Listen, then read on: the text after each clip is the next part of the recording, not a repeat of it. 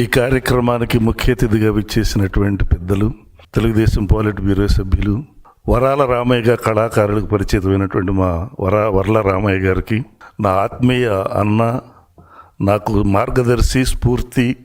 ఎందుకంటే చెప్పారు ఇందాక, పద్యాలు రాస్తున్నావు నువ్వు, పద్యాలు ఎవరు వింటారు, కొద్ది శాతం మందే వింటారు, పాటల్లోకి రా అన్న అని చెప్పేసి అన్నప్పుడు నేను ఆలోచనలోకి వెళ్ళి జానపదాలు రాయని నన్ను ప్రేరేపించారు మొట్టమొదట. అప్పుడే రాశాను. మాటాడకపోయింది మడమెందుకు తిరిగింది, కుర్సీ మీదకెక్కంగానే సైకోలాగా మారిందని రాశాము ఆ వేళ. అలాగే ఎన్నెన్నో పాటలు. సార్ని అక్రమంగా అరెస్ట్ చేసినప్పుడు కన్నీళ్ళ కాదు కాదు కన్నులు ఎరుపెక్కాలి, అయ్యో అనడం కాదు వంతు తేల్చుకోవాలి అని రాసి గొంతెత్తి పాడితే దానికి ఎంతోమంది నన్ను అప్రిషియేట్ చేసి మద్దతు తెలిపారు. ఎస్, నువ్వు హృదయాన్ని ఆవిష్కరించావు, చంద్రబాబు నాయుడు గారికి జరగాల్సింది కాదు అని చెప్పారు.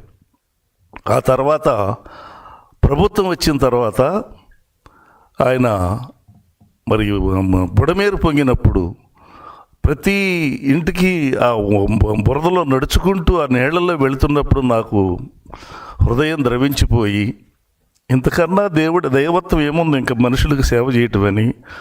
అప్పుడు మనుషుల్లో దేవుడు అనేటువంటి ఒక పాట విపరీతంగా వెళ్ళింది. నాకు అమెరికాలో దానికి అవార్డు కూడా ఇచ్చారు, నాకు ప్రెసిడెన్షియల్ అవార్డు ఇచ్చారు వాషింగ్టన్ డీసీలో. ఆ పాట మనం రిలీజ్ చేసాం. నేను ఏ పాట చేసినా దాన్ని ఇంతటి వైభవంగా నన్ను వెన్నంటి ప్రోత్సహిస్తున్న జనార్దన్ అన్న గారికి, రామయ్య గారికి, మరి నేను రాయటం చాలామంది రాస్తారు, పాడటం చాలామంది పాడతారు. ప్రజల్లోకి వెళ్ళేటువంటి మార్గాన్ని కూడా తీసుకున్నటువంటి వాళ్ళని మర్చిపోకూడదు. నేను ఎప్పుడు నాకు ఇచ్చిన స్ఫూర్తితో ఇంకా చంద్రన్న సేవలో అంకితమైపోతానని, ఆయన నాకు ఎన్నో ప్రొవైకింగ్స్ వచ్చాయి, నాకు చాలా చాలా ఆఫర్స్ కూడా వచ్చాయి. ఇది మన ప్రభుత్వం లేనప్పుడు.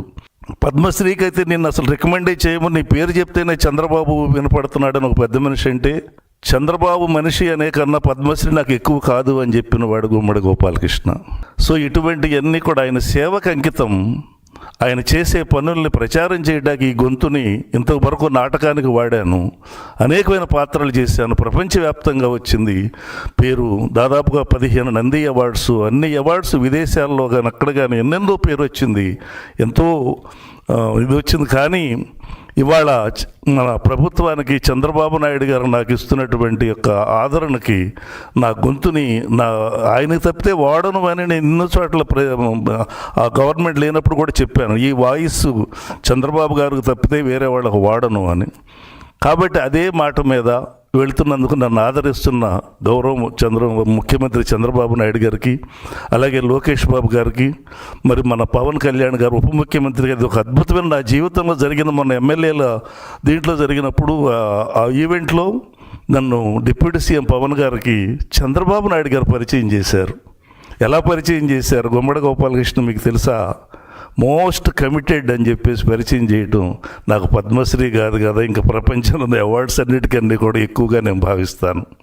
అందుకని ఇంకా చాలా చాలా ఈ ప్రచారం తీసుకెళ్ళండి. P4లో అనేటువంటి మాట మీద స్ఫూర్తిని పొంది నాకు ఇస్తున్న గౌరవ వేతనంలోంచి, అప్పుడే మా రామయ్య గారికి అన్నగారికి కూడా చెప్పాను, మా ఊరు 3 కిలోమీటర్ల రోడ్డు తాత్కాలిక రిపేర్లకి 2 లక్షల రూపాయలు మిగిల్చి ఇవ్వటం జరిగింది.